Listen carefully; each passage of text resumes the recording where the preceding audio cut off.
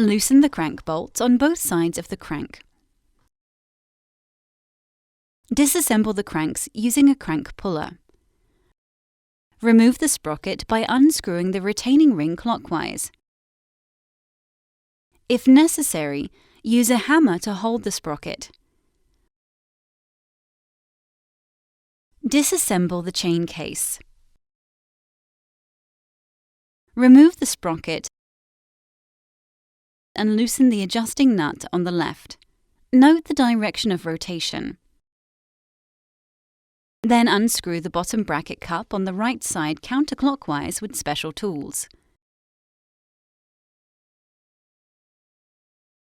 Carefully remove the crankshaft guiding the cable out.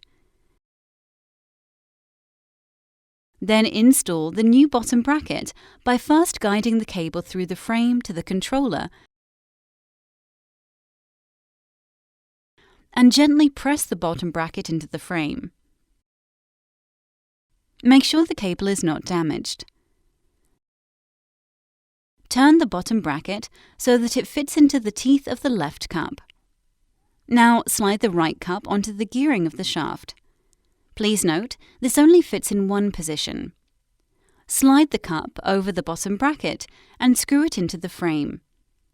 Tighten the adjusting nut on the left side with 8 Nm.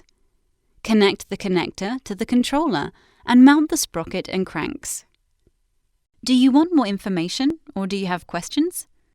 Contact us, one of our selling points, or visit www.hukabikes.com.